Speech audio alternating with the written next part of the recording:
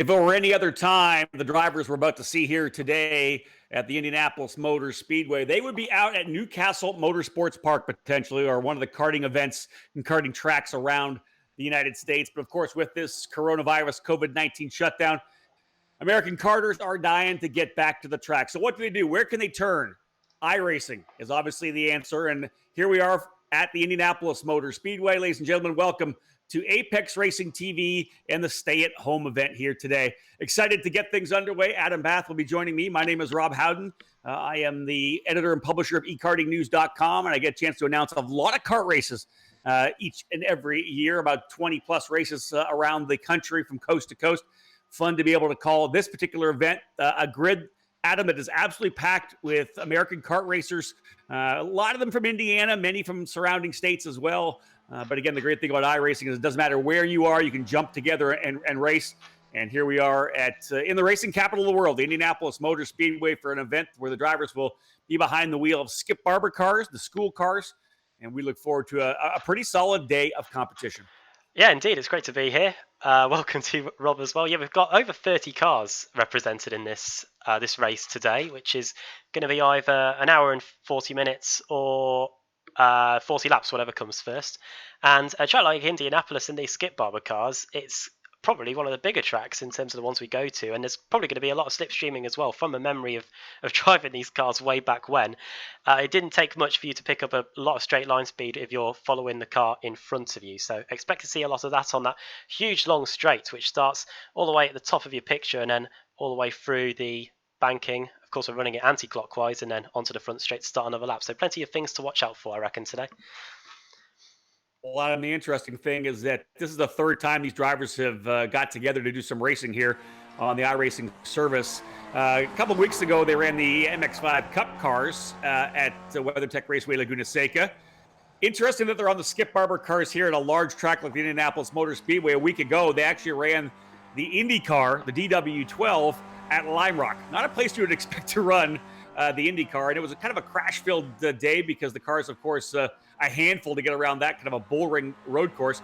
Might have been a little better to run them here, but instead a new challenge for the drivers, as you said, the Skip Barber car, a relatively low horsepower car, about 120 horsepower for these spec cars used in the Skip Barber Racing School. As you said, they've been on the iRacing service for many, many years. Not a lot of people spend time running the Skip Barber car anymore, but this should be an interesting race. A lot of drafting. You know what, Adam, it'll actually probably play more to the karting events that they run, because you'll see a lot of drafting. We're going to see some pack racing, I would expect. So it should be very similar to what these drivers are normally used to when they're out karting. Oh, definitely. I'm trying to think back to the lessons I got taught when I did a bit of karting for a bit. I think it was always just hold the inside line, because then if they're going to get by you, they're going to have to go the long way around, and that's obviously much more tougher. So I'm sure they'll be factoring that into the equation. Of course, in these cars that aren't the quickest in the world, it's quite a big run down to the first corner, so expect to see some overtakes being made, and it all kind of funnels down into a very tight first few corners, so watch out for a bit of potential chaos almost, as it were, if people behind get good starts and whatnot. But looks like the qualifying session's coming to a close. It's a closed qualifying session, so it means that the drivers aren't around with each other on the circuit. They've got the track completely to themselves, and they have a couple of laps to get their best time in. And looking at the times on the timing screen, it is very close, with Vaughan Glace coming in with a late lap. That's moved him up into 6th place. And just looking at the intervals, it is very, very close. Just a couple of hundredths in it between each car also. One of the interesting things, too, about this racetrack is each year, in the last 3 years, we have actually raced the early parts of this track, probably the first 6 corners, I believe, as part of the USAC karting battle at the Brickyard. We have a massive karting event that actually uses turn 1, 2, 3, 4, all the way into the 5 and 6 area. We come back out onto the front straight, or the back straightaway, the Holman Boulevard straightaway in the inside of the racetrack. Instead of going all the way down to turn number 7 and 8, we turn right and get back around to the far part of the racetrack. So these drivers, a lot of them have driven that part of the track, but in, of course, 4-cycle and 2-cycle and shifter carts as well. Not so much the Skip Barber car. Indeed, yeah. Qualifying session at the end. Now we've a couple of seconds away from getting down to the grid and finding out who's going to be starting where. And then, as we said, we'll be underway for a pretty decent race around this circuit. Hosted the F1 World Championship from 2000 to 2007. And the cars are starting to appear on the grid now. So without further ado, Rob, take us through who's starting where. Looking forward to seeing where everybody dials in here right now. I've just got to get my HUD where it needs to be. I apologize. I just made a little mistake here. But you can take that over for me, please. No worries. Yes, Chad Petticoat starting on pole position with Alan Elwood starting in P2. Third on the grid race, Liberante. Then Taylor Book out in fourth from the state of Indiana, in fact. So a home race for him. Fifth, Tyler Gilbolt. And then Vaughan Glace, James Overbeck in seventh. And Florida's Richard Diebdahl. Then Bennett Taylor in 9th, and completing the top 10 is Ryan Fisher. Tim Huss in 11th, Ron Miller in 12th place. Very close to Robin Miller, who's that guy on the IndyCar coverage. Ricky Miller in 13th place. No. I got a bit excited there for a second. 14th is Jeremy Runyan. 15th on the grid is Danny Corcoran. Then Jason Morris 16th. 17th, Chuck Maitland. Then Noah Stark, Adam Lacey. Then Jamie Bradford. Chase Johnston, Chad Clay in 22nd place, 23rd Steve Ritter, 24th Leslie Laney, then Derek Cutshaw in 25th. 26th on the grid is Joey Newsell, then Grant Pendry in 27th, Keir Peckham in 28th, 29th for Austin Olds, and 30th for Michael Clark. 31st John Grimm, then Chris McCoy, then Adam Maxwell 33rd, Peter Gontas, Joshua Navarro in 35th. He is one of 3 cars not to set a time. Addison Ianiello in 36th and Junior Miller starting at the back in 37th place. That's definitely a massive field for sure. As I said, a lot of these drivers would have run at the Indianapolis Motor Speedway before, potentially at the USAC karting event, the Battle of the Brickyard. Many of them run at Newcastle Motorsports Park, which is just about 30 minutes east of the Indianapolis area. Field set, drivers getting ready to go here, and we are underway in racing in the stay-at-home IndyCar Grand Prix. Green, underway. The driver qualifying on the pole, Petticoat. Chad Petticoat actually was the driver who won Adam in the IndyCar race that they ran at Lime Rock. He's out to an early lead. They'll go 4 wide coming down here into turn number 1. Good move to the inside, though, comes the 22 of Alan Elwood to see if he can hold on to it. They'll stack things up a bit. The 17 of Race Liberante. Supercarts USA Pro Shifter 2 champion. Going to run the outside here at turn number 3. And again, such radically different cars, Adam, than they ran last time. Of course, the high horsepower DW12, the Dallara that they used to run in the IndyCar series. Much different horsepower delivery here. It's almost like running 4-cycle go-karts. Yeah, and on the first lap as well, these cars are very difficult to get their tyres up to temperature. You can see very low profile tyres, so there's not going to be much grip in them at all in the early going, but it looks like everybody's managed to get through the first few corners without incident, and we now head on to the back straight where, even though it's not that long, you can get some good drafting here, as you mentioned at the beginning of the show. So watch out for some potential overtakes. 3 wide in the background as well, it looks like. To see them driving their way down here into turn number 8. This is a good rhythm section of the course here now. It's that left, right, left combination. Got to carry a lot of speed through there. Alan Elwood in that number 22 leading the way here right now. Petticoat into second, Race Liberanti third. Vaughan Glace in 4th spot, and Tyler Bookout now running in the 5th position. Good early run. Drivers kind of settling in. I was actually, Adam, kind of surprised with how cleanly they got through turns 1, 2, and 3. I kind of expected maybe a little more action, but pretty solid action here. Looking back out of the car of Alan Elwood. Little contact there coming into the final corner of the racetrack. Yeah, it looked like he was trying to get up the inside. Bodywork flying. Yeah. I have a line to complete the first lap. So they'll work their way down the straightaway now. The number 3 side. Elwood to the inside. This is what we kind of expect now with the draft, though. Race Liberanti trying to close up in the 17. There's the 12 as well, Vaughan Glace. Looks like we may have a 4-driver battle coming out here. Oh, as Chad Petticoat nearly spins it, and that allows Race Liberante to get alongside. It's 2 wide through this section of the circuit. The next corner is a right-hander, so that should be in favour of Chad. But look at this, look at number 17 there going around the outside. Race Liberante. Oh, how is he holding on to that? That is an incredible save. It was a 4-wheel drift almost through that right-hander. Race Liberante's got lots of experience at him. Of course, Supercarts USA Pro Shifter 2 champion, the semi-pro category of the shifter cart classes in Supercarts USA competition. Was able to win as well at the Super Nationals. But he's raced a lot of different stuff. He's raced Super Late Models. He's had a chance to run some Formula cars, so he does have the skill set you need to kind of drift this car around. And it's interesting in the iRacing program because you'll hear the IndyCar drivers or NASCAR drivers talk about the fact that it's tough to get a feel for this particular platform simply because you don't have that seat of your pants feel.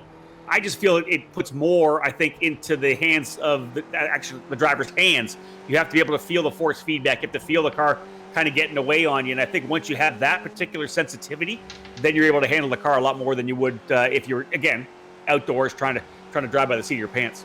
Well, it's like the iRacing Pro Invitational. Obviously, Robert Wickens suffered his injuries at Pocono a couple of years ago, but he's battling away with everybody at the front in the iRacing Invitational because he obviously, while he might not be able to use the pedals and whatever in real life, obviously he's got the ability to drive the car on the sim, and he's doing pretty well there. But they're back too wide again for the race lead, by the way. Chad Petticourt and Alan Elwood both going at it as we ride on board with Race Liberante, the man from California, on board with him. Bookout, fastest driver, as it nearly comes to blows for the race lead. No doubt, Elwood tried to kind of pinch down there. That's going to bring a couple more drivers back in. Vaughn Glaze coming back in. Taylor Bookout back in. A little bit of a gap back to Tim Hust. He's now running in sixth spot with this action up front, this 2-3 wide action. We may see Tim Hust get back into it. But to get back to Robert Wickens a little bit, Adam, it's really interesting. Obviously, Robert was a young driver coming up through the karting ranks and ended up moving into the Formula BMW categories before focusing on GP2 and got just close, of course, to getting into the Formula One ranks. Ended up going DTM racing, and then again came to IndyCar. He's with the new pro. Obviously, if anybody watches him on social, working his tail off to get past the injury he had. He's gaining in leaps and bounds in terms of his able to walk, the feeling he has, and the strength he's gaining in his legs. But this has been such an amazing thing. I spoke with Robert just a couple of days ago, and he's just super excited just to get a chance to race again. And of course, that new wheel that he has came from Max Pappas and MPI Innovations. So they put together a brand new wheel for him. He's getting the hang of it. He said it was unbelievably tough at the start, but he's getting the hang of it, getting a feel for it. And especially in the oval races, I think are a little easier for him right now as he's getting to use that technology, but having a ton of fun, getting a chance to actually drive again. He's just absolutely loving it. Yeah, great to see his recovery continuing. Of course, his aim a couple of months ago was to make sure that he could dance on his wedding day. Managed to do that, and look at this, very wide down the back straight. Race Liberante did not have the best of laps there. It looked like he picks up a slowdown penalty in the final sector, and he's trying to get back the two places that he lost, and he's on the inside into the first corner. So the man from California should be able to get it done here if he's late enough on the brakes. That's very close, and it looks like he has a fantastic move, 3 wide down the front straight, and he's been able to leapfrog 2 places and back up to third again. This is fantastic. I am loving this battle here right now because Taylor Bookout in the 96 right in there as well. Chad Petticourt, though, who won in the IndyCar race that they ran here in the Adrenaline Fixed Karting a series. Again, the stay-at-home Indy Grand Prix here at the Indianapolis Motor Speedway. My name is Rob Howden, joined by Adam Bath in the commentary booth. And we're seeing some really solid racing. They struggled with the DW12 at Lime Rock. It was just so much race car. And we used the layout where they actually have the chicane down in turn number 5, the right-left-right combination to get to the top of the hill. And so many drivers had trouble rolling that throttle on coming through the corner. Chad Petticourt was one of the drivers who didn't have an issue. Obviously, a more iRacing veteran, a licensed driver here in iRacing, and it was impressive to see what he was able to do. But these cars, I think, really a better fit for most of the competitors we have here. A lot of drivers in karting. So more what they would see running. There's contact there. That's the 25 and the 46. Let's go deeper into the field to see that contact. Can't go far enough down the order to find that. But yeah, contact coming out of turn number 7. Yeah, it looked like a bit of bodywork was shed there as well. So hopefully they've been able to carry on. Chad Clay looked like the big loser out of all of that. McCoy, the driver in the number 25 machine. There's a replay of it. McCoy in the 25. Actually, he didn't do anything wrong. He got a little wide on the racetrack. Came kind of back into the corner, trying to get back on. And I think, to me, it looked like Chad Clay just, don't think he expected him still to be there by the time he got back. Oh, look at this, the fight for the podium positions again. Bookout v Glaze Liberante. We saw him get the move done at this part of the circuit the previous lap, but it looks like he's lost those 2 places again, so he's back down to 5th. And all of this is allowing Tim Hust to close in as well as we continue to set purple lap times. Fastest driver last time around was the blue car there, who's looking up the inside. That's Vaughn Glaze. In the battle here right now with Vaughn Glaze. Here's the number 96 of Bookout. Then it's the 12 of Glaze, the 17 of Liberante, and the 39 of Tim Huss. He's right in there as well, that black and yellow machine. They'll work their way through turn number 5. This big sweeping left-hand corner. This is part of the racetrack that we actually use in the Battle of the Brickyard event. We come onto the straightaway here. We go down to a quick hairpin. Then we turn actually a hairpin, then back left into the infield. There's contact again. More contact at him coming down the straightaway. Oh, Vaughan Glaze. I wonder if a bit of bump drafting was going on there and it ended up turning the Pennsylvanian around. That's a potential. Obviously, in four-cycle karting, you do a lot of that. Here they come rolling out. Race Liberante is going to be right behind them. So Liberante tucks in behind. And there it is. Have a look at the inside of the foot box there. Indeed, it was bump drafting. Just wasn't squared up and around he went. Here it is one more time. This time we're going to go on board with Race Liberante. He was the guy doing the pushing down the back straight. Well, you almost lifted him up and turned him around. These skip barber cars are quite light, and it didn't take much to send him on his way. It looks like he's now dropped down to 10th place now, Vaughan, and after that, Tim Huss was able to get by as well, the fastest driver on the track on that previous lap. I like that. Tim got aggressive there. Back on board with Race Liberante, again running in the 5th position. By himself on the racetrack, but he's got a couple drivers closing back up, the 48 and the number 9. So, wow, a little bit of block to the inside there. Danny Corcoran and James Overbeck able to go by as well. So there's got to be some damage for Race Liberante here. You can see the damage to the front nose, the nose cone part of the car, Adam, but slowing up down the straightaway there, allowing both those drivers to come by. Yeah, it was snaking about all over the place there. Well, Race Liberante. It looks like he's lost the front end of that nose cone, as you were saying. I'm just trying to find the cockpit camera so we can see if the car's crabbing at all. Here we are on board with him. Quite difficult to tell. Obviously, I haven't adjusted my field of view since I was last in the car myself doing some official racing. But you can see him working the wheel here through this section and how loose these cars are. A lot of oversteer on the exit and trying to use as much of the track as they can. It doesn't look too bad here, but there you go. It doesn't look like he's got the best straight line speed, because even on a straight as relatively short as this, Corcoran and James Overbeck were able to pull away just a little bit there.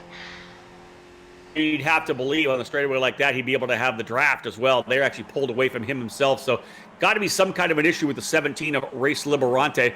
We're now about 10 minutes into what is a long run here today. It's an endurance race, to say the least, for these drivers here, about focus and being able to knock off lap after lap, just 10 minutes into this long run. Petticourt still your leader, a 1.7 second lead over Alan Elwood. Taylor Bookout runs in 3rd spot, Tim Huss in 4th, James Overbeck in 5th. 6th spot now, Danny Corcoran. 7th is Liberante. He's fallen back a bit. Vaughan Glaze in the 8th position. Ryan Fisher in 9th, and noted engine builder Noah Stark now running in the 10th position. He's been able to move up 7 positions. Our biggest mover, Austin Olds, started 28th. Adam already up into the 14th spot. A young 14-year-old karter. We've watched him kind of come through the ranks into the cadet program, up into the mini, and now into the junior categories. I believe he's actually a mini driver. I think he's only 12 years of age. I said 14. I think Austin just 12 years of age, and a tremendous young driver. And I like this. Is really, for me, I love the fact that he gets a chance to run against a bunch of different people. You know, we don't allow in karting, of course, a 14-year-old to run with a 35-year-old. But in the iRacing platform, it doesn't matter, right? You're able to run against anybody. So it's a good opportunity for a young driver like Austin to be able to get some seat time against some more mature drivers. Oh, it's a great level of iRacing. I mean, you could be racing against a person that has got a full motion rig with VR headsets and whatever, and then you could be racing against someone that's just got a wheel on a desk or whatever and racing on a kitchen chair or whatnot. And obviously, age is the age doesn't really matter either, as he said. A great level of iRacing at the moment, and I think Race Liberante. His chances of getting on the podium are pretty much extinguished. We saw him come into the pits at the end of the previous lap, and looks like he's going to be taking on some repairs there as we continue to watch this fight for 5th between Corcoran and James Overbeck. Fastest driver last time around was Chad Petticourt. He's starting to pull away just a little bit now, as you can see on the intervals on the left-hand side of your picture. The gap is approaching 2 seconds. The top 2 have literally rocketed away from the rest of them, and here we are again. It's like deja vu, wheel to wheel between Corcoran and Overbeck through the fast final corner here. This is a fantastic battle. I like the fact that they are inside outside. You can see them actually with pretty solid car control because of the radial tires that are used here with the Skip Barber car. You got to throw it around a little bit. It's going to slide. You're going to get a little bit of rotation when you head down to the apex, and both these drivers did a tremendous job controlling that car. Again, to the inside is Overbeck. He's got the inside run. Overbeck, rather, Corcoran's got the inside run. Overbeck in the other car. He's ceding the position through turn number 2 again. Back to 3. And again, the number 9, Danny Corcoran, continues to run in 5th position. But this is one of the best battles on the racetrack here right now for 5th and 6th. Really is. Enjoying every single second of this. It's turning into a great battle at the front. Here's a decent scrap in the midfield. This is Jason Morris trying to get by Leslie Laney here. Up the inside into the first corner. A classic overtaking move there. And the 812 car is back to where he started. Jason Morris returns to 15th place as he now tries to keep Leslie at bay going through the quick series of right-handers. Quite tough on the tyres here through this section. Do a good job getting some gap there, able to pull through those corners. The 1, 2, 3, 4 combination. Driver going around though, the 31. That was Ron Miller. Miller with a little bit of wing damage. I'm not sure if there was contact there or not. Maybe we can pick that up and see a replay. But the 31 of Miller going around over in turn number 5. There's a shot there. Yeah, there was definitely contact. He and Peter Ganatas getting together. Ricky Miller and Ganatas getting together coming through that corner. Oh, here it is. Yeah, Ron Miller and look as they come into the corner. Oh yeah, no doubt about it. The 115 of Austin Olds of the driver who got in there. That car started to rotate. He tried to carry a ton of speed into that corner. I've driven this track quite a bit because the Road to Indy drivers actually did an event on it. I called the Rickmo Tech Road to Indy E-Series as well. So I got in the car in the Pro Mazda here at the Indianapolis Motor Speedway and got a good feel for the track itself. You got to carry a lot of speed into that particular corner, but the car does want to over-rotate on you, and big time, of course, with the Pro Mazda, which has a lot of throttle-off oversteer. I would consider probably the same with this car here as well. There's just not a lot of grip in it, Adam. It's quite remarkable that you have to drive in this car when you are basically a D license in iRacing. You start in a Mazda MX-5 on the road, and then this car is one of the choices that you get when you progress to the D license. And I'll tell you what, I've probably driven easier cars in the A and B class series. These cars are extremely difficult to get a grip on. And I think once you've got past your D license and into the C license, you're probably glad that you don't have to drive them as much again. These drivers are really putting on a show for us in the opening quarter of a race, just about to complete the 9th lap of 40 here. A great battle here. Vaughn Glace in the 12, James Overbeck in the 48. These two drivers scrapping it out now for 6th and 7th. The leader still Chad Petticord. He is now out to a 2.1 second advantage over Alan Elwood. You had mentioned, Adam, that Petticord was putting down some pretty solid laps. He was the winner in the last Adrenaline Fix stay-at-home event. That was at Lime Rock in the Laura DW12 Indy car. It was a kind of a wild action. Oh, there's more contact. Drivers getting together. That's that number 31 again with contact. Ron Miller potentially getting into the back of, I think, Jason Morris in the 812. It's quite ironic. Number 121. Yeah, it's quite ironic there. Miller was turned around at that corner on the last lap, and then he's the one that turned somebody else around on the next lap. So he's getting to know that corner quite well. James Overbeck is into the pit lane, so I'm not sure what's happened to the man from Ohio, but he's trundling down the pit lane now.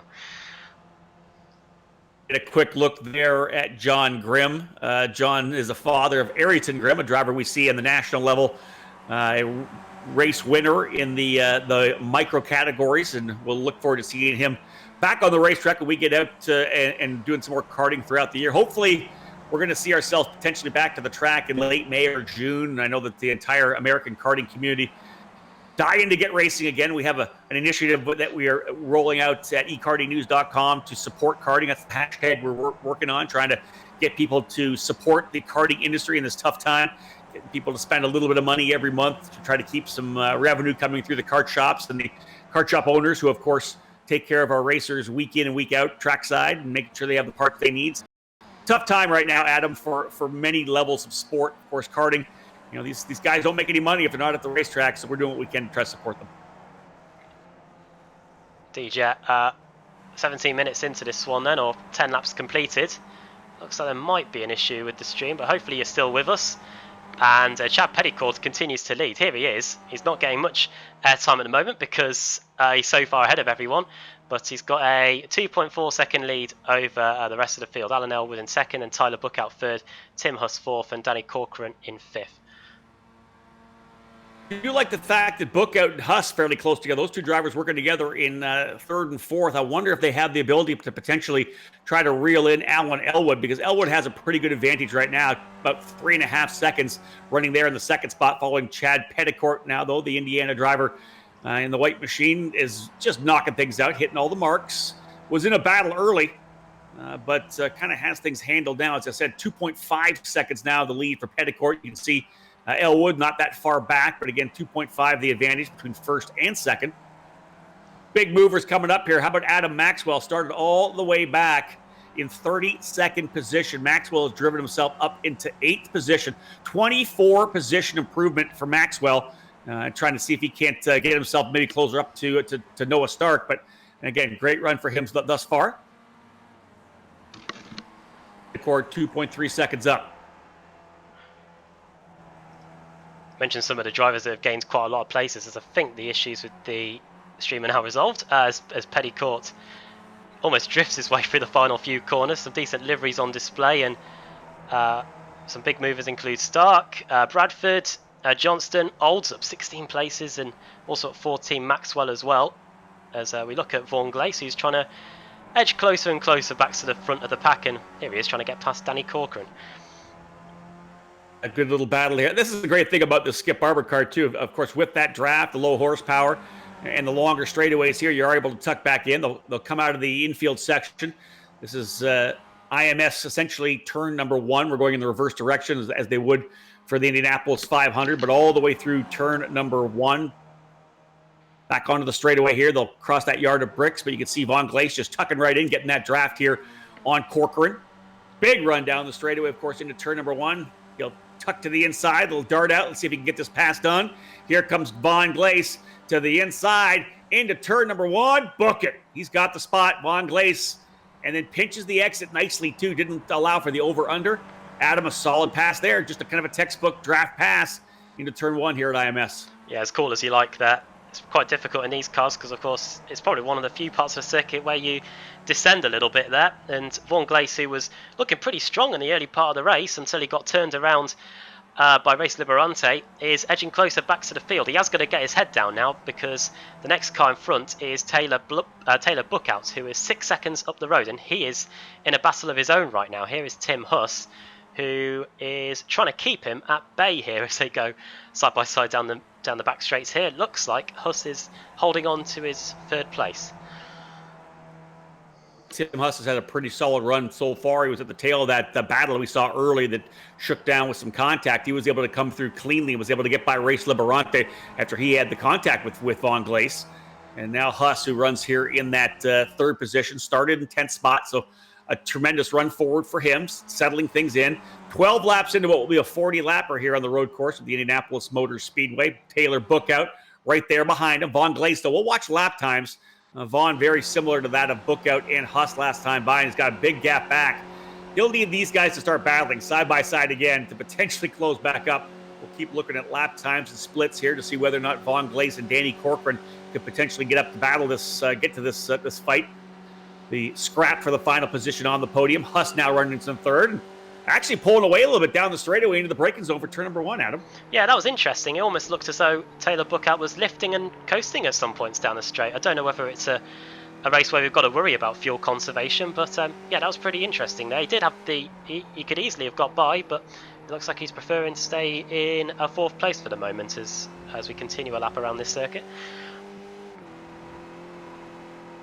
Said this is part of the racetrack that we run at the USAC karting battle at the Brickyard. A number of these drivers were part of that action. Oh, wide run into there. Not a good run through that corner. Turn number 5 for Tim Huss. Got a little wide out there, climbing all over the curb. This is going to be a big run here right now for Taylor Bookout. Does he take advantage of it? He'll tuck back into the draft. We're on board with Bookout right now. He'll make his move to the inside. Textbook pass down to the inside of turn number 7. He'll get the job done. Climb back on the binders. Roll back on the throttle coming through this turn number 8-9 combination. There's the pass. Nice job there. As the 96 of Taylor Bookout goes back to 3rd. I got to believe this battle is going to keep going for a while, though. A number of drivers coming into pit lane. I wonder, Adam, we haven't really talked about it. Maybe we do need to do a pit stop here today. Yeah, I'm starting to think about that myself, because we did see a few cars coming in earlier that almost looked as though they were unscheduled, but alas, it looks like they might just have to worry about that a little bit. Of course, you don't often see skip bubble cars like this do races over at least over an hour, and we've got a pretty big distance here. Of course, it's 40 laps or an hour and 20 minutes, whatever comes first. And here is Vaughan Glace, who thought he could finally go and chase down Tim Huss and Taylor Buckout. Whoa! As he nearly wipes out Danny Corcoran there. He's now back behind the number 9, and they're now back battling again down the front straight. We've got some pretty decent scraps going on in the top 10, as you can see on the intervals on the left-hand side of your screen. There's battles going on for 3rd and 4th, for 5th and 6th, and between Stark and Fisher for 8th and 9th, it looks like. It's actually shaked out to a pretty nice little battle here, more of a 2x2 kind of fight. There's 3 drivers battling further back. This is again Vaughan Glace in the number 12. You can see the lap times he's been laying down here, trying to get those consistent high 143s. Got into the 144s a little bit when he lost that position when when Danny Corcoran was able to go by. Corcoran, of course, right there with him still as they come through turn number 5. Glace in the 12, Corcoran in the 6th, and as Adam mentioned, behind them, a good battle between Jamie Bradford, Noah Stark, and Ryan Fisher, I believe, in that fight as well. Again, coming down the Holman Boulevard. This is the infield section, the infield straightaway here at the Indianapolis Motor Speedway.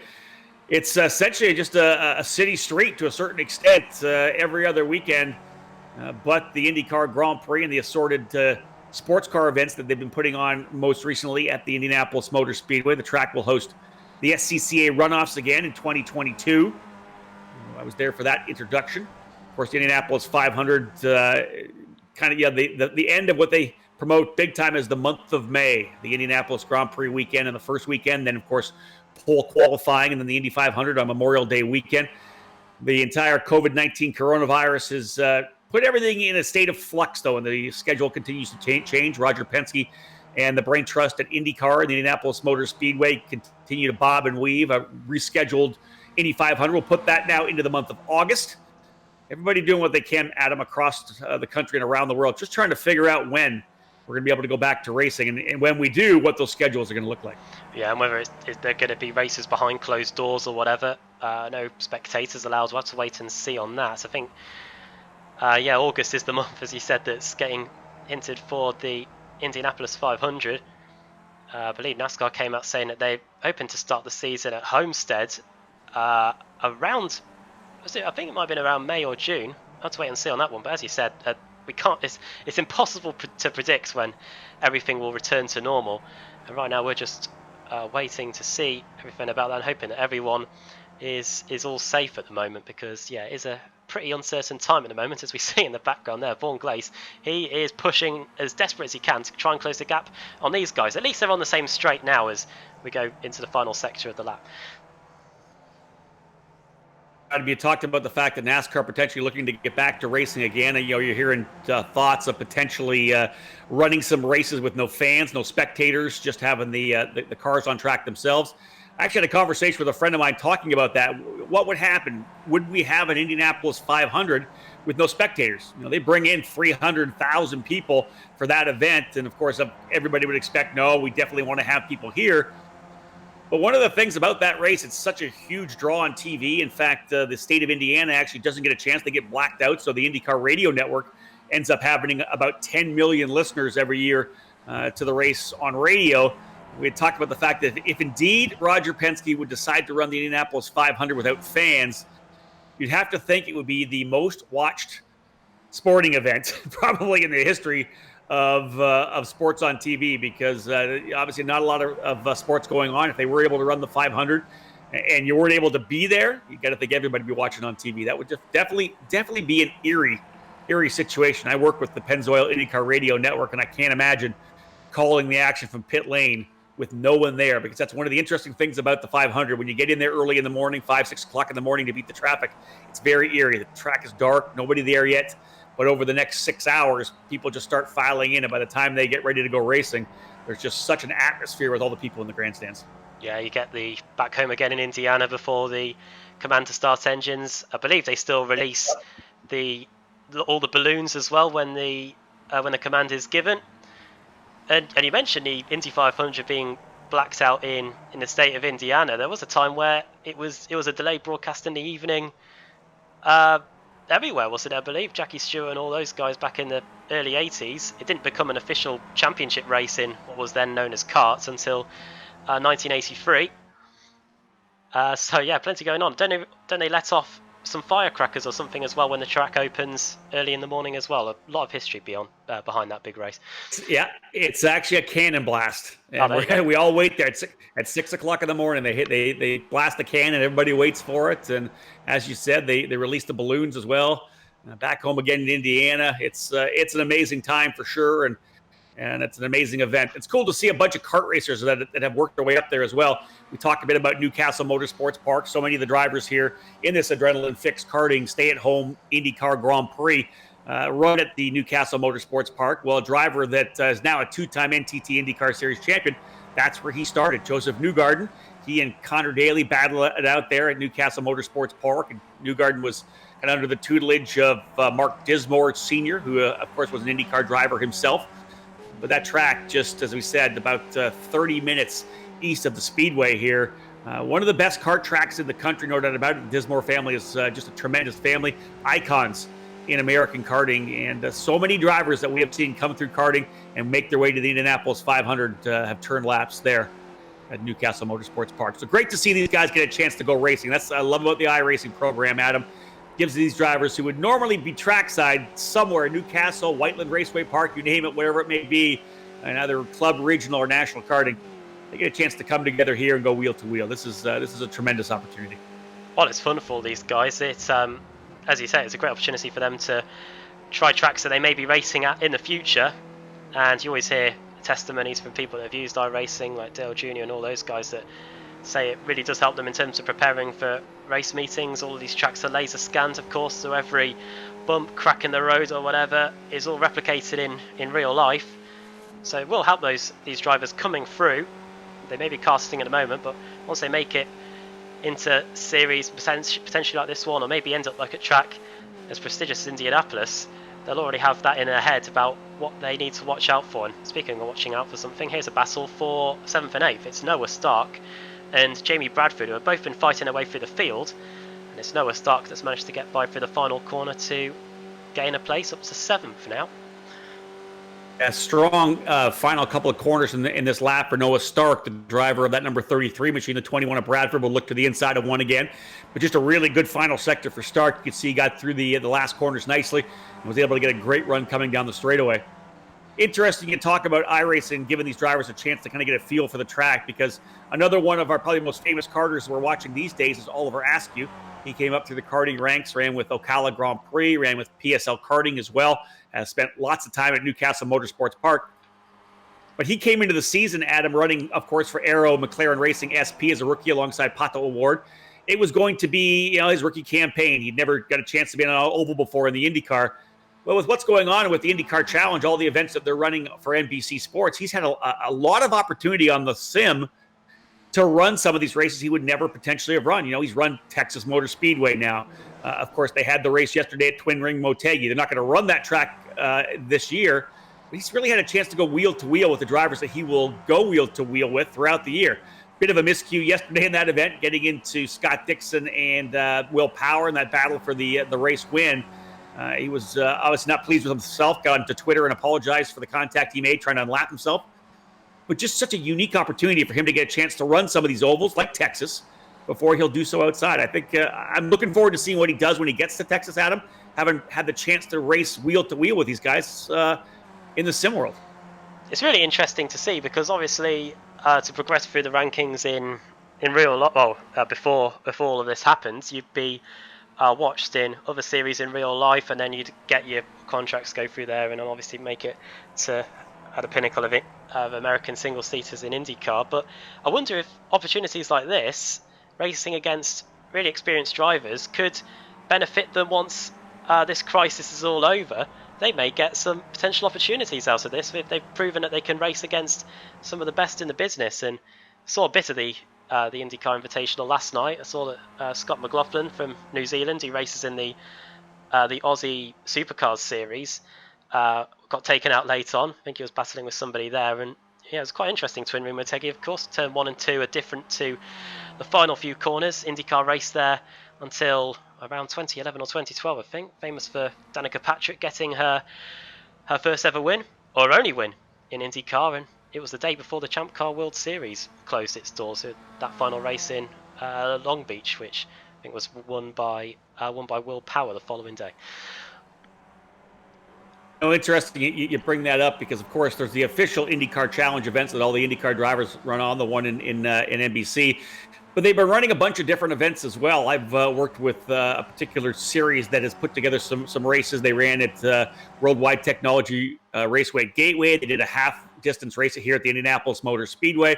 We actually just ran a race on Friday night as well at Iowa Speedway. And it's interesting because the big dogs were all in it. Will Power, Joseph Newgarden, Graham Rahal, a number of drivers in that particular event. I think there was 15 or 18 IndyCar drivers in it, but the race was actually won by a young F1600 Formula Ford driver, Simon Sykes, who is running F1600, trying to get into the road to Indy next year in USF 2000. And he was invited into the first race as kind of a wild card, kind of put on probation because he is an F1600 driver.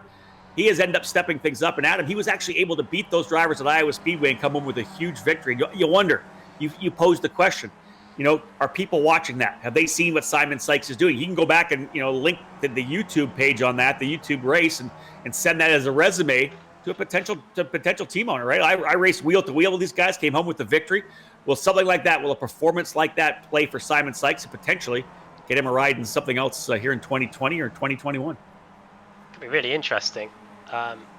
Before this crisis breaks out, several NASCAR drivers had I think it was William Byron who his abilities on the sim helps get in the driver Hendrick Motorsports. I don't think he'd done many races in real life before he graduated up to that team in NASCAR. So it shows that teams are taking this quite seriously. And have a look at this battle. This is Jamie Bradford, Danny Corcoran and Noah Stark, who were all pretty close to each other at the start of the lap, but the gaps have started to reappear again. I'm trying to work out who we saw off at the track at the start of the lap. It may have been Peter Gontus. Here we go. Sideways into the first corner, and then if you're off the track if you're that far offline, there's no rescuing it. Unfortunately, he doesn't take out Vaughan Gleiss there, who is continuing his resurgence back up the field. He's now only 4 seconds away from Tim Huss, so the gap is starting to come down a little bit. Keep plugging away, Vaughan, and you might just get there before the end of the race. We are just over halfway through it now. Well, it was actually a fairly decent save for Ganatas because, of course, four wheels off, as you said, and how many times you see someone then come back onto the racetrack and loop it around again. So I'll give him props for keeping that thing righted. As you said, narrowly close to making contact with Vaughan Gleiss, who still runs in that fifth position. But this is a tremendous battle. On board here now with Danny Corcoran. He runs in the seventh spot. Right in front of him is Jamie Bradford. Right behind him, Noah Stark. So that is sixth, seventh, and eighth. Not that far up is Vaughan Gleiss. You can see the different race lines here. They kind of throw in the car here into turn number 6 or 7, or 6 rather, and then back here through turn number 7. Look at the wheel angle on the car up front of Bradford. He's got full wheel into it. Didn't get that thing crossed up, didn't get it rotated at all, and had a bunch of wheel on it, just begging for front grip to try to get him down the straightaway here. Yeah, I wouldn't have been too surprised if he was on full lock there. He's really plugging away. He's like, please turn. He's desperate for it to turn into the corner. It's almost as if he's using the brake pedal to try and help him steer a little bit as well as we go through the right-hander and back onto the banking. Gives the brakes a little bit of a rest now. You're almost on this straight for the best part of 30 seconds plus here through the right-hander, and you'll have the pit lane entry on the right-hand side. Different lines getting taken through here as well. It's remarkable. It might be going into the pits now. I think he is. No, that's a very weird line getting taken there by Jamie Bradford. It was almost as if he was trying to fake a pit lane entry. You usually see that under yellow, but under green flag conditions, he's trying to take a very few weird lines. And here we go, they're wheel to wheel down the front straight again. A big run from Bradford coming down the straight to Noah Stark tucking in behind him as well. Why not go 3 wide down into the corner? No, it'll be number 21 tucking back in. So Jamie Bradford is going to allow Noah Stark to make the move around the outside. Oh, contact! The number 9 of Corcoran getting into Noah Stark. Did Stark go all the way around? Indeed, he did. The 33 of Stark going all the way around into the braking zone, and Corcoran getting into the back of him. Good evasive maneuver there for Jamie Bradford not to get into it. Though no damage whatsoever for Corcoran with the contact coming into the braking zone of 1. Yeah, that's pretty fortunate. Of course, in single seaters, you don't get as much damage without damaging the car. Obviously, if you're racing in tin tops or whatever, you can get away with the occasional bit of contact. But in these single seaters, if you lose a front wing, that's it. You've got to come back to the pits, and if you hit anything a little bit harder than that, your race could be over. So fortunately, it looks like everybody's been able to continue without too much damage. Unfortunately for Noah Stark, it does mean he's now 5 seconds behind. These two carry on their way. Bradford up 12 places now, and they've now got a 4-second gap to Vaughan Glace in front of them. I think that car that you just saw in the foreground of the picture is a lap down. That might just be Chris McCoy, I believe. So that's the situation with all of these guys. Is we've got just over 15 laps to go. I think we should be able to get this race completed before we reach the 1 hour 20 on the clock. And into the pits comes Danny Corcoran. We mentioned those pit stops earlier, and it looks like this is one of the drivers in the top half dozen to come in and make his stop now. Get that thing loaded up. You can see him jumping on the brakes, making sure he doesn't go over top of the pit lane speed and get himself a penalty. So Corcoran into pit lane from P7. Number 9 machine will work his way down to the pit stop. Crucial on the pit stops. You can gain a lot or lose a lot. Of course, the in lap, you got to be aggressive. You want to make sure you get into your box quickly, find your spot, and get the fuel you need. Get back on the throttle, and then that out lap on cold tires, if indeed they do decide to change. They may just stick here with just fuel. Haven't had a chance to talk much about Chad Petticord. He now leads by 5.8 seconds over Alan Elwood. Still that front-running 1 and 2 drivers really held the spot from very early on. They battled lightly early, but Petticord here in the number 3, just knocking out the laps he needs to. His fast lap so far, a 142.74. Last time, 143.22. So settling into a pace of about a half a second off his fastest circuit. Alan Elwood, 142.85, very similar fast times, and he was about 0.2 off last time, a 143.4. So Petticord, Adam, just kind of chipping away at it, knocking the laps down. We're midway through, 23 laps down of a scheduled 40, 17 laps still to go, and Chad Petticord looking to back up that victory that he had in the Adrenaline Fix karting program at Lime Rock a couple of weeks ago. Yeah, complete contrast of circuits, as we mentioned at the beginning of the show. Lime Rock, a lot of undulation. Of course, you got that chicane before the rise over the hill. And here we are, Indianapolis today, for the most part, pretty flat. But Petticord has been able to continue the pace here, and as you can see from the lap time difference, he is continuing to edge away ever so slightly over everybody else. I must admit, I didn't see what happened last time out at Lime Rock Park, but I was expecting everybody to be pretty close to one another in this race around Indianapolis, but Petticord's obviously not read the script that I was planning, and he's pulled away by quite a bit. The only difference was on lap 21, where Alan Elwood was a third of a second quicker, but apart from that, it's been total domination by Chad Petticord so far. I will admit, Adam, I kind of figured we were going to see some larger draft packs. You know, I thought we may see 6-7 cars running all together. The storyline has more been about the fact that maybe 2 or 3 or 4 drivers max working together. We've seen a lot of 2-driver battles going on. I'm really surprised with the draft we didn't get some groups, but I'm also a little bit surprised that Petticord's been able to pull out as well as he has, as you had mentioned. Let's have a look again at this battle with Jason Morris in the number 8-12. Morris currently running in the 9th spot. Chase Johnston in the number 18 running with him. That's just inside the top 10. Morris running in 9th, Johnston in 10th. Danny Corcoran, who made his pit stop, now back out to an 11th spot. But this is Jason Morris, rather, in the number 8-12. If you're wondering what the red on the timing tower means, it means that these drivers are not officially a lap down, but the top 2 have already started the next lap. And the driver names in blue are drivers that they've already put a lap on. So as you can see, there's not too many cars on the lead lap here, as some drivers may have taken their pit stop earlier, some may have not, and I'm sure it will have a few more drivers on the lead lap by the time this race comes to an end. But you're right, a decent scrap here between Jason Morris and Chase Johnston over a spot in the top 9. Both drivers have gained quite a few spots during this one. 6 places gained for Morris, 10 places for the driver in 10th place, Chase Johnston here. So good drive from these guys so far as they come back onto the banking again here. Jason Morris actually turning his fast lap at the race that last time by a 144.324. So his quickest lap time, able to get that gap ahead of Chase Johnston. Let's see if he gets another strong lap here. Probably got a draft in the last lap, but he'll work his way through the final corner, getting back out onto the straightaway here at the Indianapolis Motor Speedway, crossing the yard of bricks. Let's see if Morris gets another quick lap. 144.32 last time by. Strong lap for him. Again, P7 this time a 144.79, so backed it up about 0.4 of a second. And again, Johnston still there in that number 18, taking full advantage of the draft to close back up. And that's kind of given us a bunch of these 2x2 battles, Adam. We've seen that. I really thought we'd see some larger draft packs, but all it takes is to make a little bit of a mistake with these lower horsepower cars, and you can't recover. It's not like you can bang down another gear and you got lots of horsepower there. You can get back onto it. Here's trouble for the 17 of Race Liberante. He's had an eventful day for sure, going off, coming through turn number 4. Liberante down to the inside. Of course, that's Morris going by him, so kind of inserts himself in the middle of that fight. Oh, he's already off the circuit by this point. They got him in 8th. Oh, there you go. Dropped the wheel. Yeah, you got that. Yeah, I got. You mentioned that take it. They're all struggling for grip now as we head further and further into the race. And just looking back at that, you can if I just start this again from the onboard. Here you go.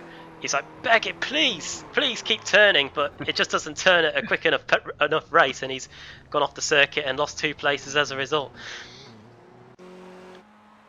Put himself right in the middle of battle there between Jason Morris and Chase Johnston. Now he's right in the middle.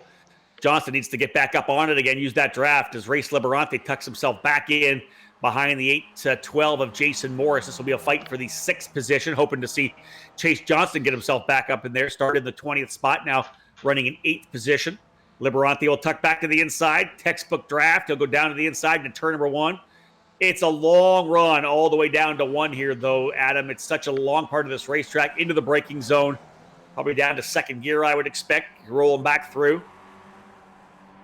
Interesting. I haven't driven this car in a long time, and watching these guys slide it around, I feel like I want to fire it up later on today and do a couple of laps. Yeah, I think I'm thinking the same thing as you.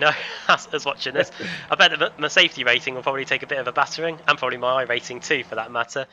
I need to watch out. Really, I could be in danger of getting demoted to a C class here, but never mind me. Here is Liberante going back through the never-ending sequence of corners. The left-hander here, and now the right-hander onto the back straight. He's got a car to lap here. I believe that is this guy, Chad Clay, who is in 19th place. Car 46 has now got the top 10 cars bearing down on him here.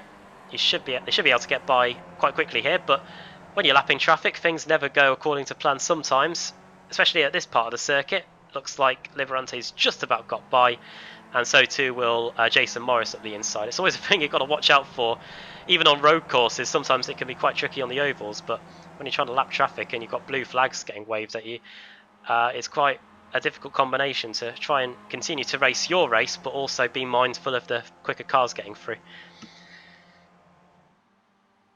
Doing a great job giving them the position. Got off the throttle a bit coming into turn number 8 and 9, kind of allowing Race Liberante to go around the outside. One of the interesting things about this car as well is for a lot of time in the mid-2000s, this car and the series that it ran, the Skip Barber National Series, National Championship Program, it was a star-studded field. Now, at that point, maybe you didn't think it was star-studded because they were young drivers coming up, but you look at the racers that actually drove this car, drivers like Joseph Newgarden, Connor Daly, Gabby Chavez, Connor De Felipe, Trent Hinman. There was a lot of drivers that jumped behind the wheel of this car in that national program. It really was the program that moved people before they made the run into to potentially the Star Mazda program or US F2000 back in those days, F2000. This was the car that a lot of drivers got into, and that series was absolutely stacked with talent for sure. Joseph Newgarden, of course, one of the most decorated graduates of the Skip Barber National Championship Series. Indeed, yeah. Message on the YouTube chat saying Petticourt didn't win the last race at Aloric. He finished 2nd after being involved in 2 accidents. Indeed, I did forget about that. That's right. There we go. They were hoping that we'd seen that message and indeed received and understood from the YouTube chat there. Fight for 3rd and 4th continues. I wonder when it's going to end. It's very close indeed. In fact, here it is. Tim Huss versus Taylor Buckhouse. their lap times are continuing to be within a tenth or two of one another. So we're hoping that this battle will continue for the final 12 laps or so. A bit of the bubbly is at stake here. Oh, off. That is Austin. No, it's not Austin Olds. That is. Oh, no, I'm not too sure. I think it might be Peter Gontis again. He has been in a lot of action today as Peter. Let's see how he's lost it this time. Oh, there's enough rear grip there, and he has a big slide. Unfortunately, doesn't get hit by anybody while trying to rejoin the circuit. We're going to see him. He's trying to find a gear, I think. There you go. Trying to find reverse, and wait for everybody else to get by. The top three just about make it by, and he gets on his way again. He's certainly had a interesting race so far, has the man from the Mid-South. Been some ups and downs for sure. Well, give a shout out to those on YouTube. Phil, you bring us up to speed. I did forget about the fact that Petticord he got into a couple of incidents actually, and there was one he was running strongly up front. He had the Team Penske livery on the DW12 car. And as they worked their way up to the top of the hill at Linebrock, he had a driver spin right in front of him and essentially T-boned that driver, and he had to go into pit lane again for a massive repair. So there was a lot of incidents in that event for sure. Petticord was the fastest driver out there, but yeah, coming home in P2 after that incident at the top of the hill. Things are looking good here so far, though, for Petticord. He is coming to pit lane, I believe, so it's the time for Petticord to pit. I don't think that Alan Elwood has pit yet. 29 laps down, 11 to go, Adam. This could be interesting here as Alan Elwood, he now inherits the lead as Petticord's coming to pit lane. So it looks to me like potentially the top four drivers because Elwood, Bookout, Huss, and Glace jump over him on the leaderboard there. He comes back out onto the racetrack. We're going to see pit stops coming from the top four drivers still. Petticord back out onto the racetrack after getting service. Yeah, 16.6 second stop for the race leader. Ricky Miller has also come into the pit lane. Just having a look at the pit stop times to see if they are all pretty similar. 12-second stop for Race Liberante, but that pit stop was on lap 6. Obviously when he picks up that damage from an earlier incident, which was really affecting his straight line speed. This won't help Alan Elwood at all, having to try and lap a few cars. Danny Corcoran was in on lap 22, 23-second stop. Noah Stark, 22 seconds. It's all between 16 and 22 seconds or so. So we'll see if whether Petticord has, first of all, got enough fuel or whatever to get to the end of the race, and whether that 16 seconds will prove crucial in terms of deciding who wins it. You can see from the gap now on the screen that Elwood is 29 seconds ahead of Petticord. We'll see if that's enough to help him gain a few places now as he trundles down the pit lane. He definitely attacked the in-lap, that's for sure. He had the car crossed up coming into where they have to get the thing slowed down to hit that pit lane speed, and Elwood will bring that number 22 down the pit lane, as you said. It's always a long crawl, agonizing crawl down to your pit spot. You just have to remember that everybody's got to do it, so he'll work his way into his pit and get service. Again, Alan Elwood, the number 22, inheriting the lead after our front runner, Petticord, came in to get his service as well. Right now, Elwood into pit lane. Petticord now jumps up to second. Here comes Petticord by. So indeed, Chad Petticord will take over the lead once again. Elwood getting ready to come back out from his pit stop at Petticord through turn 1 and 2. Back to the lead once again.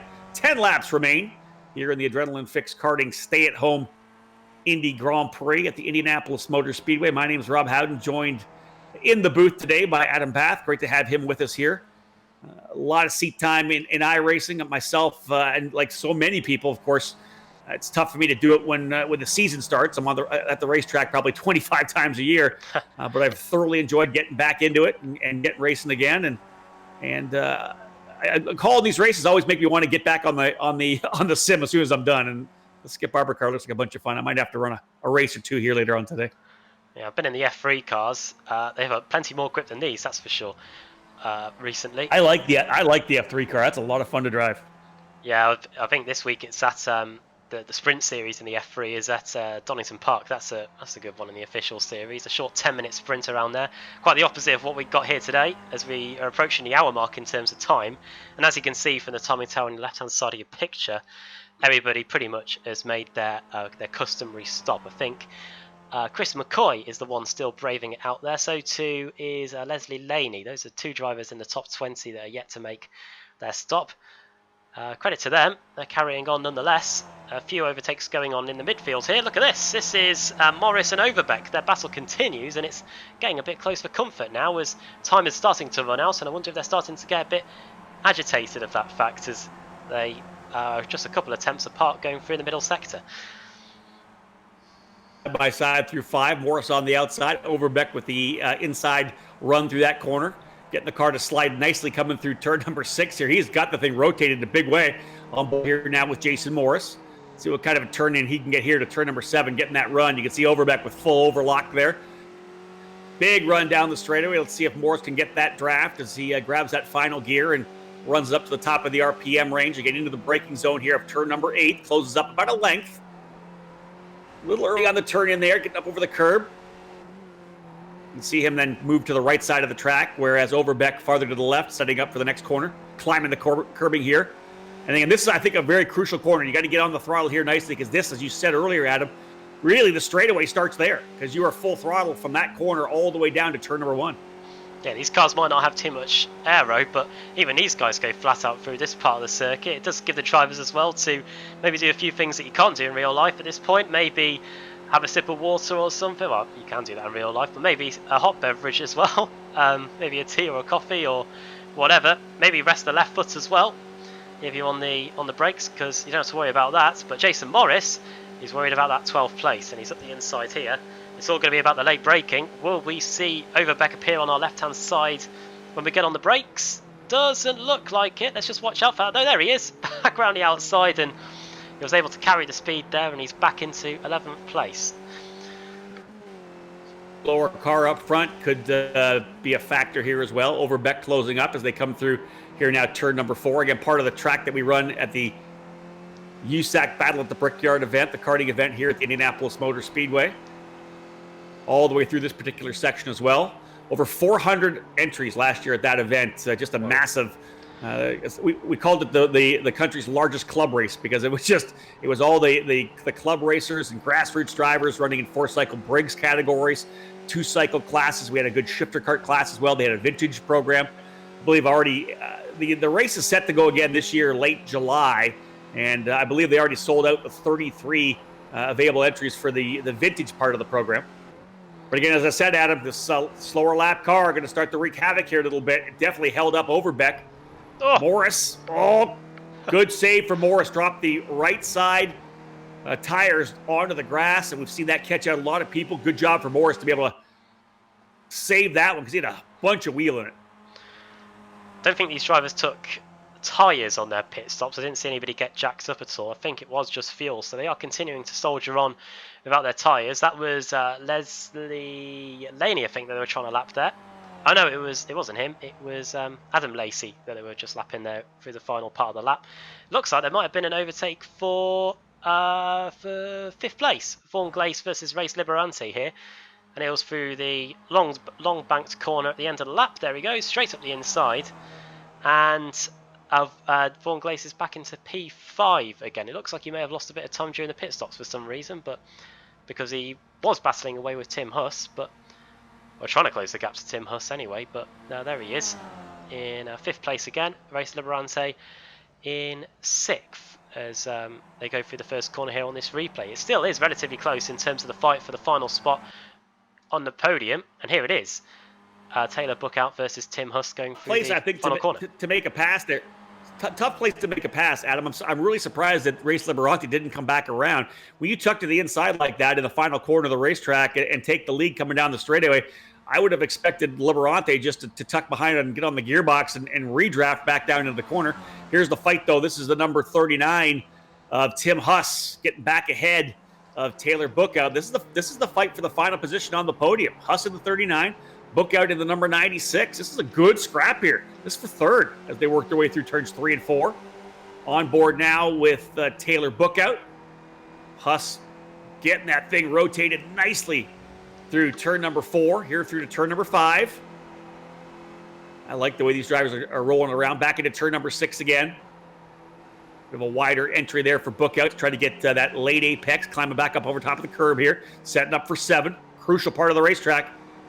Who gets the better run? Looks to me like Bookout with a bit of a run here on Huss, who is crossed up with a bunch of wheel, passing a slower car. Great shot as they work their way down to turn 7. Yeah, I think I've gathered from watching the last 33 laps, if you're not sideways in these cars, you're not doing it right.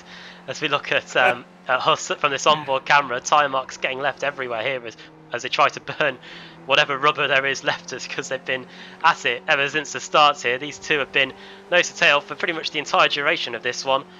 And is this going to be the opportunity for Buckout to close in? The gap is around 2/10. Obviously, that's going to start coming down. Here we go. He's right onto the back now of Tim Huss, and he's going to try and go around the outside of the banked corner here. But it looks like Tim Huss has got the straight line speed right where it matters. But look at this switchback; he's up the inside now. I like that a lot. From the outside to the inside, side by side, all the way down now into turn number 1. Huss on the outside, Buckout on the inside. He'll take the pass and come back across the driver's left. From right to left to take that spot. Look who's coming further back, though, the number 12 of Von Glace and the 17 as well of Race Liberante. Adam, this is a fight for the final position on the podium. 3rd, 4th, 5th, and 6th. 6 laps to go, and these guys are going to scrap it out. They've been running for 34 laps, almost a full hour of competition, and now we got ourselves a fight for the final spot on the podium. Well, if you rewind back to around 10 laps ago, Von Glace was still about 5 or 6 seconds behind, but that gap has completely disappeared since the pit stops. And all of a sudden, Von Glace, who maybe thought his chances of a podium might be slipping away, has got 3rd and 4th right where he needs them. And it looks like he's the quickest out of all of them. He did a 1:43.0 on his last lap. That was 0.6 of a second quicker than Buckout and Huss. So it looks like it's Glace and Liberante that are the two drivers we might need to watch out for in these final few laps. Let's look at the sideways action from Tim Huss there. If there's any rubber left on his tyres, I doubt there is as we come through the final few corners. Well, there for Von Glace to that particular corner. Didn't get a good run through turn number 9, and you need that. He had to get through that corner cleanly. You can see how much of a gap it's gave back to Tim Huss. I think that he was probably close enough to make a move. Now what do you think? Is he far enough or too far back to get a draft here? Will he get enough coming on the front straightaway? Well, he's half a second behind, so I don't think he's going to be able to look in front. He's going to now be looking in the mirrors, because that black and yellow, at least on my screen, car of Race Liberante fancies his chances of maybe potentially springing a late charge to the podium. He's trying to pick up as much straight line speed as he can, but he's not been able to pull out just yet. It almost looks as though the slipstream is keeping him in check with all of these guys as we get on the brakes into turn 1. A really late entry by Race Liberante, and you can continue to see how sideways Tim Huss is. Buckout is hoping to check out a little bit here with 3/4 of a second advantage over this trio. Love this shot from up top. There goes to the inside. Glace is going to make the move to the inside in turn number 5. Or turn 4, rather. Here's turn number 5, and Liberante trying to get by Tim Huss as well. Hustle diving to the inside, coming into 6. No. So Glace gets the job done on the inside of turn number 4. Up and over the curbing here, through 6, through 7. Next up for Von Glace, Taylor Buckout. Will there be a possibility for Von Glace to get himself onto the podium? Chad Petticourt, still the leader by 18 seconds.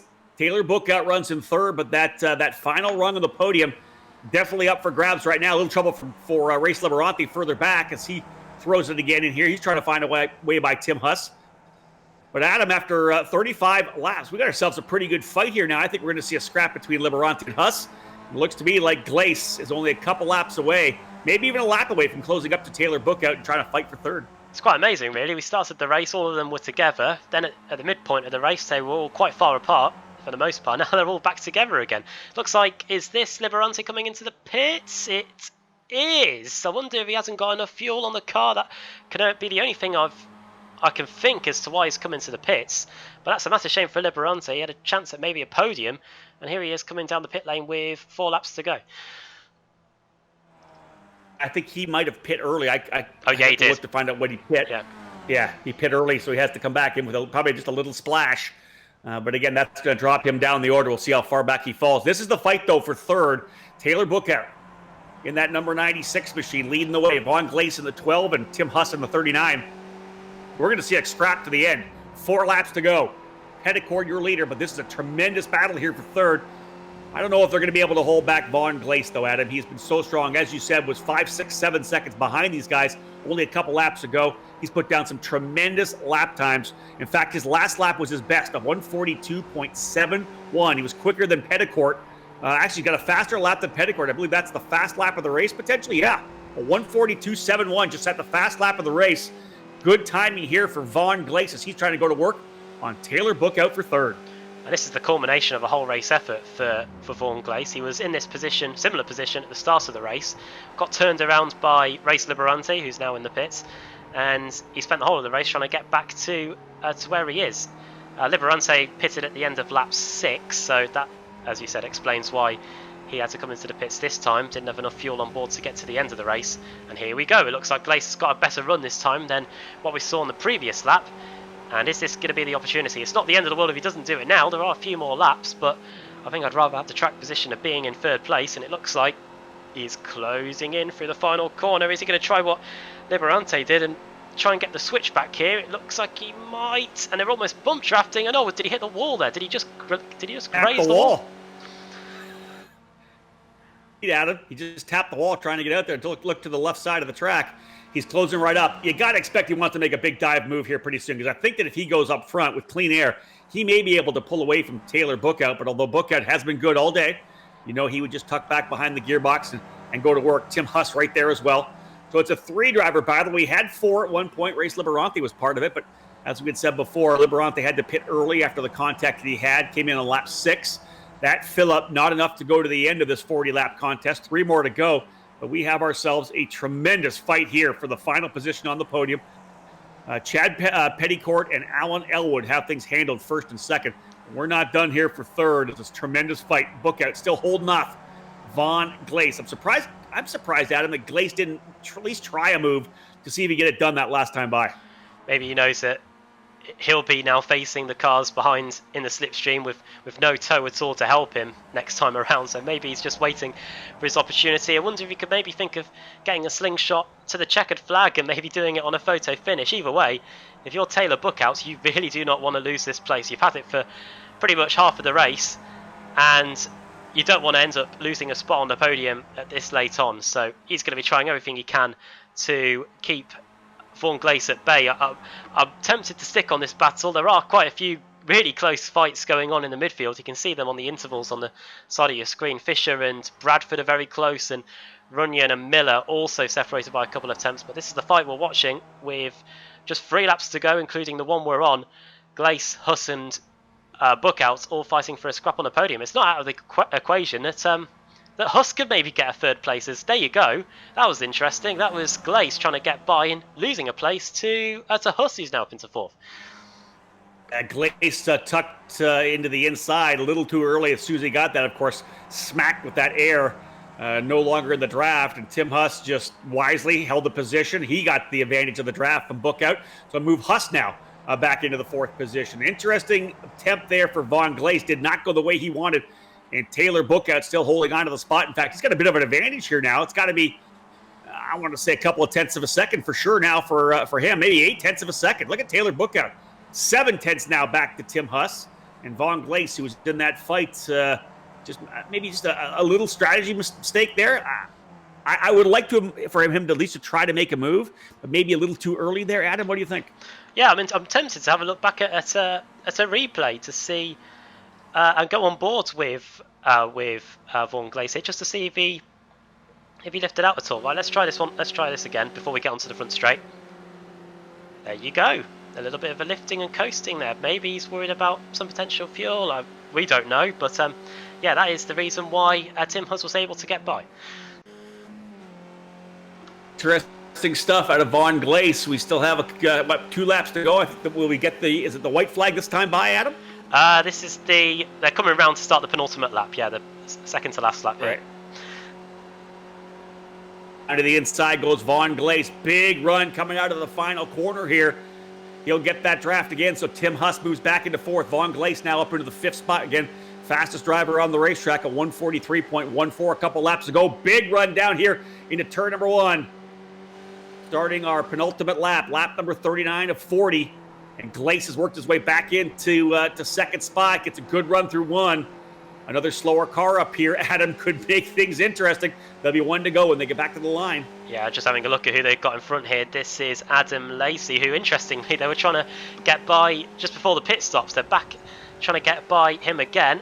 And on that occasion, it looks as though Vaughan Gleiss did have the pace down the front straight. So it's continuing to swing one way and another here, this fight for third. And this might be interesting for Bookouts, because if Adam Lacey is still in front, he'll be able to pick up the slipstream off him as well down the front straight. That might just save him, but of course they've got to go down that final corner another time, because of course they're coming to start the final lap, so not too long to go in this one, and this fight for the final spot on the podium is continuing to be so intriguing, and Gleiss is continuing to close in through this middle sector. This might be his best opportunity when we come around to get the white flag.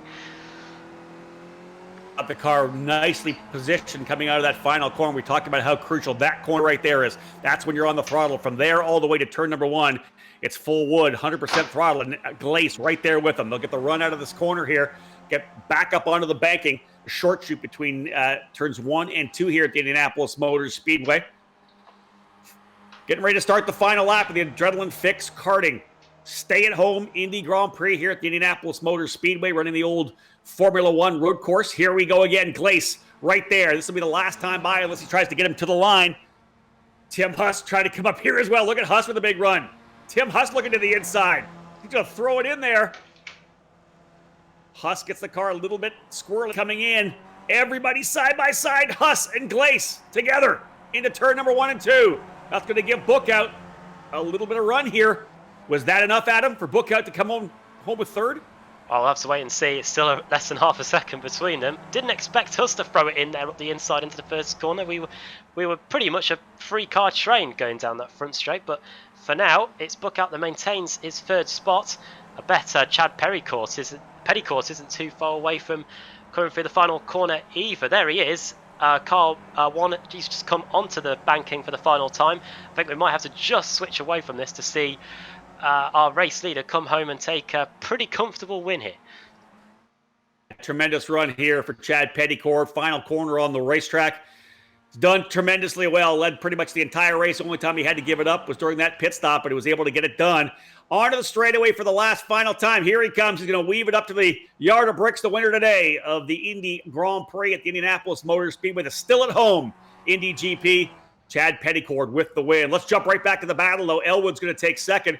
Here's the fight for the final run on the podium. And does Gleiss have it? He'll work his way onto the straightaway. He needs the draft. Bookout will be a sitting duck if we get a good enough run here for Vaughan Gleiss. Got to time it correctly. He'll go to the outside. It's going to be the run down. Here we go. The final run to the flag. It looks to me like Vaughan Gleiss has got enough. Indeed. Gleiss with a good run out of the final corner. Adam able to get the draft. Pulled to the outside. Vaughan Gleiss takes third, Taylor Bookout fourth, and Tim Huss in fifth. Just a really fun race to watch, third, fourth, and fifth. Yeah, you couldn't take your eyes off it. It was pretty intriguing stuff. And here are, I believe these guys still haven't crossed the yard of bricks yet, Ryan Fisher and Jamie Bradford. So they're pretty close as well. I wonder if we might see a repeat of what we saw in the fight for third there. I did wonder whether Gleiss would be able to slingshot by through the banking and run up to the line, and was able to do just that, and was able to beat Bookout by just half a tenth of a second. I wonder if we could be seeing the same with these guys. There's a lot of damage on the back of Ryan Fisher's car, and that might not help him out here. You can see the rear wing damage, the number 21 going to the outside. That's Jamie Bradford. It'll be a side-by-side run here as well. Bradford looks like he has, I think, a better run indeed. Bradford's going to take the spot. So Jamie Bradford finishes in 8th, Ryan Fisher in 9th. And it looks like the 8-12 of Jason Morris will be coming home to cap off the top 10. Chad Pettycourt, though, Adam, tremendous. Oh, there's Morris there. Oh, dear. A wreck. Wrapping things up. Morris coming home in 10th position, as I said. Did he get to the line? I hope he did. He might need to get out and push it. I think I might have gone a bit too far back to I think I've gone a bit too far back on this. I might just see if I can fast forward this for you. Bear with us briefly. I don't think we can fast forward any quicker than this, but nonetheless, this is going to be interesting. Up the inside, and we're onto the banking now. So we're about to find out what's going to happen here. That's Adam Maxwell he's battling with. Adam running in the, I believe, the 15th spot, I think. Here we go. 10th and 15th. This isn't even a fight for the position. Actually, this is just these drivers battling it out. Oh, hello. Yeah, this could get interesting. They're side by side. This one. Oh dear. And that's what happened. He does cross the yard of bricks backwards. That's a hard wreck. Yeah, I don't think you get an achievement So for that. contact between those two drivers coming to the line. Well, and that's it. Everybody has crossed the line. So, yeah, a really intriguing race. The fights, the gaps were quite spread out for the most part, but the battles that we did have, you couldn't take your eyes off them. There was plenty of slipstreaming going on in them, and in the end, Chad Petticourt didn't have to worry about anybody. He was able to win by the best part of 20 seconds before he eased off coming to the line, and a fantastic win for him. Let's get the race results up on your screen now. I believe drivers have been given our Discord details, so we may be able to get a few interviews before we sign off. But here we go, Rob. The race results are up on the screen now. Petticourt, as he said, winner by 15 seconds. Alan Elwood, a strong run to second spot. Vaughn Glace coming out of that excellent battle over, I want to say, the last third of the race. Vaughn was able to fight his way back up into position after an issue early with Race Liberante. Vaughn Glace ending up in third. Taylor Bookout finishes in the fourth spot. Tim Husson fifth. Danny Corcoran coming home sixth. Race Liberante holding on to seventh. Jamie Bradford, that final lap battle with Ryan Fisher, he ends up eighth.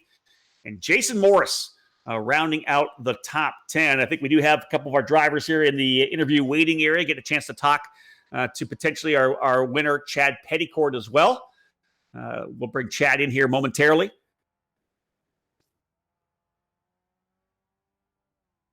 Alan Elwood, we've got you in the booth with us here. Congratulations on a great run. You battled early, but it ended up just being essentially you running by yourself to second. Looks like a lot of fun running that Skip Barber car here at IMS. Yeah, that was my first race in the Skip Barber, and I don't know how long. And I forgot how fun it actually was.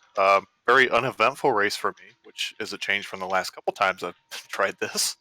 But I'll take the second. And Jacob drove a great race.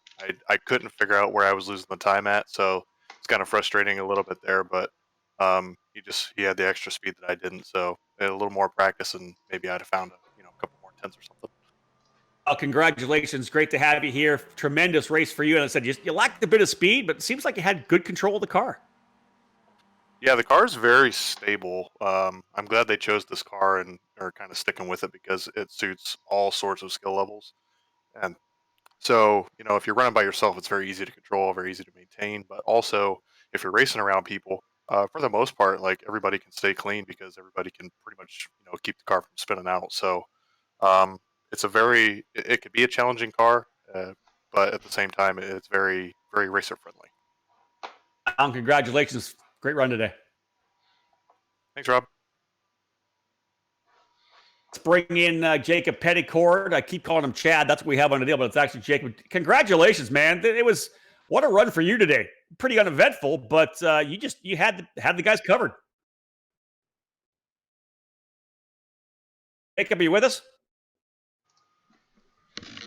I have Jacob in here, but Jacob, you there? Mr. Petticourt, are you there? He's there. We'll come back to him at the end. Vaughn, do you have a copy? Yeah. Vaughn Glace, do you have a copy? Hey, I can hear you. Hopefully I won't disconnect this time. All right, Vaughn, we'll go with Vaughn first. An eventful race for you. Eventually, you got taken out early by Race Liberante, but you were able to fight your way back forward. Got into a great fight there with Tim Huss and Taylor Bookout. You were running second, or in that run. You're running fourth. You kind of tucked out there, and Tim was able to go by. Was that a strategy move, or were you just trying to see what kind of a draft you were going to get? Well, I think I know what you're talking about. That area, or that lap, I just wanted to see where I needed to start the run to get P2, because I knew if I was in front, I'd just get walked on. So I needed to see exactly where I needed to be. Bring Vaughn back in here. We just lost him here. You. Just needed to know where I was going to be coming out of that final turn, and Tim just happened to get by whenever I let off. A little bit about running this Skip Barber car, because we talked to Alan Elwood. He likes the car a lot. It's obviously very stable, great for the different levels of experience we have in this particular series. Adam and I were both watching you guys out there saying that we want to jump behind the wheel of Skip Barber sometime later today. We haven't raced it in a long time, but man, it looks like you guys were having a ton of fun throwing that car around. Oh yeah, it's a great little car. The low downforce, a lot of slip angle coming in and out of turns. It's a whole lot of fun. I mean, I'm used to driving HPDs in this game. But you know, it's a different way. It's a different driving style. It's a whole lot of fun. Congratulations on a third place run. You made it exciting for us. Let's grab Jacob Petticord now. You still with us? Jacob, you hanging in there? Yep, I can hear you loud and clear. Listen, fantastic run for you. Alan Elwood had said he thought he had good speed, but just not Petticord speed. Can you talk about how good of a run you had today? It was a great run, just really consistent, and that's what I was trying to go for this race. I knew with this track it'd be hard to stay consistent because of all the winding corners, and just timing had to be right. So when he started battling with the guys behind and I broke the draft, I just knew if I stayed consistent, then I could get the win. Last race that we ran was at Lime Rock in the DW12 IndyCar. That was kind of a crash fest. This one, a little easier for you. You were able to stay away from any incidents. Talk about driving the Skip Barber car. I know it was a much different car at Lime Rock with the IndyCar. You guys look like you had a lot of fun throwing this car around. Yeah, it's a lot more forgiving of a car. I personally like the Indy cars better because they have more speed. But I first bought this car that was non-broadcasted last weekend. So I have not owned this car until last weekend and just really been trying to figure it out and figure out where to get the speed in it. And I think I figured that out this week. Congratulations, man. Tremendous run here today. A well-deserved victory. No mistakes whatsoever. You take the victory here at the Indy Grand Prix. The still at home Indy Grand Prix. Congratulations. Thank you. And thank you to Steve for setting this up and sponsor Jim Conlon for Adrenaline Fix Karting. Well, Adam, pretty solid race there. Again, Petticord doing what he needed to do. Very quick, stayed out of trouble, didn't put a wheel wrong. All in all, a great run, and kudos to everyone at Adrenaline Fix Karting for putting this program together. And these drivers would like to be out at Newcastle Motorsports Park or Whiteland Raceway Park, whatever karting facility they could get to. But this event, of course, offering them a chance to go wheel to wheel, even though we're still staying at home because of the COVID-19 coronavirus pandemic. Yeah, I really enjoyed this one today, and hoping to see what's going to happen next time, because that was a pretty intriguing race in Indianapolis, and yeah, great job done by Petticord. Don't often you see a Skip Barber race where the winner wins by the best part of 15 seconds. So yeah, well done to him, and great to hear from him as well after that performance. Adam, thank you so much, folks. And for those of you tuned in here to Apex Racing TV, we're thrilled to have you. A big shout out to the good folks at Adrenaline Fix Karting for sponsoring this program. We want to thank you all for joining us here today on behalf of Adam Bath. My name's Rob Howden. Bye for now.